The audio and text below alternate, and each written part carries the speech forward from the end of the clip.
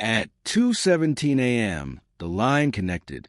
There was no immediate screaming, no crashing, no obvious panic. Just breathing, slow, controlled, measured. The dispatcher waited. 911, what's your emergency?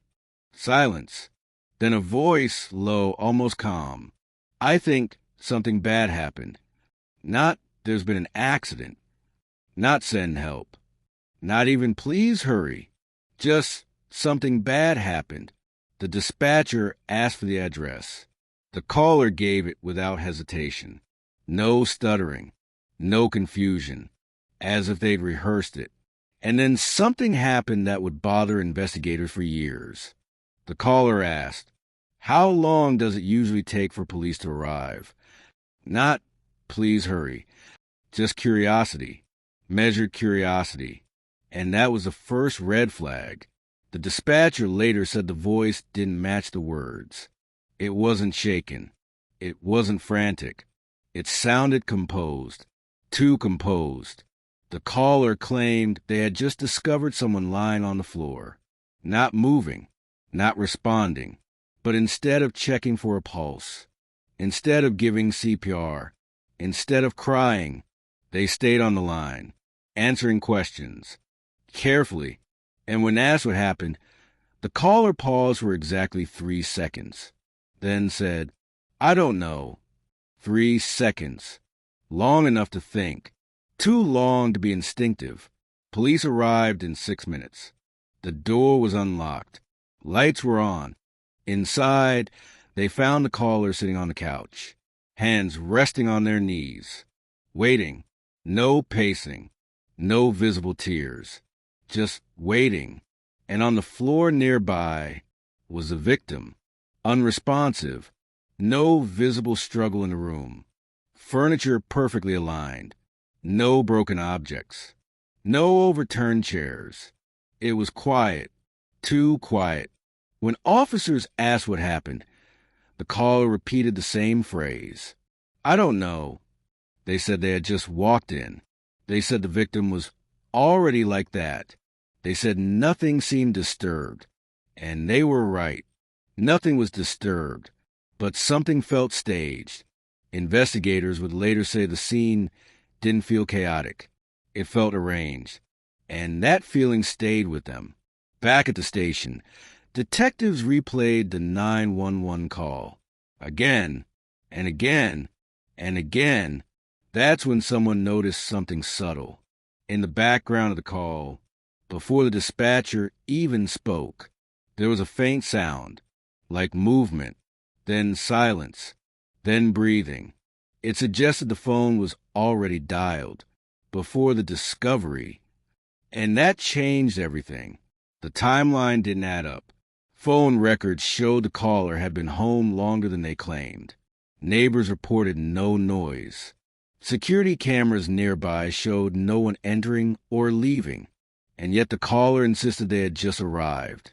When confronted, they didn't get defensive. They adjusted their wording. Small changes, tiny shifts, but enough to raise alarms. The interrogation lasted 4 hours. The caller remained calm. Too calm. At one point, the detective asked, "When you found them, what did you feel?" The caller paused, then answered, confused. Not scared. Not devastated. Not heartbroken. Confused. And investigators wrote that word down, circled it, because confusion isn't the first emotion when someone you care about is lying lifeless on the floor. Shock is. Fear is. Panic is. Confusion is what you feel when something doesn't go according to plan. Forensic analysis revealed something small, almost invisible. There were no signs of force trauma, but there were subtle indications of pressure. Controlled pressure. Not rage. Not chaos.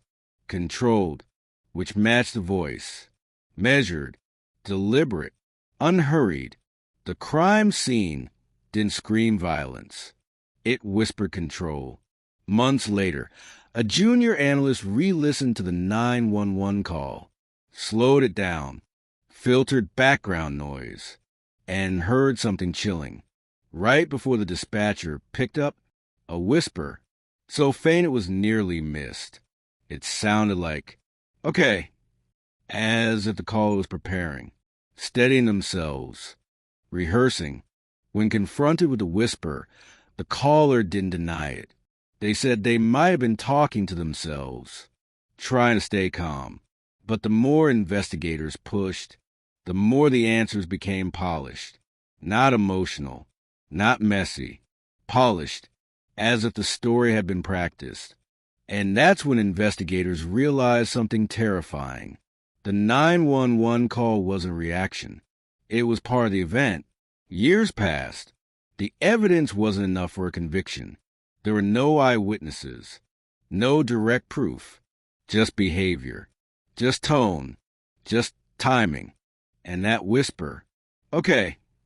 Investigators moved on to other cases, other crimes, other voices, but none of them sounded like that one, because panic can be faked, tears can be faked, even shock can be faked, but rehearsal leaves rhythm, and that rhythm echoed in that call.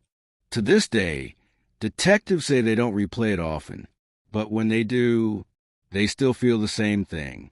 Not horror, not anger, not frustration, but certainty. And sometimes, certainty without proof is the heaviest thing to carry.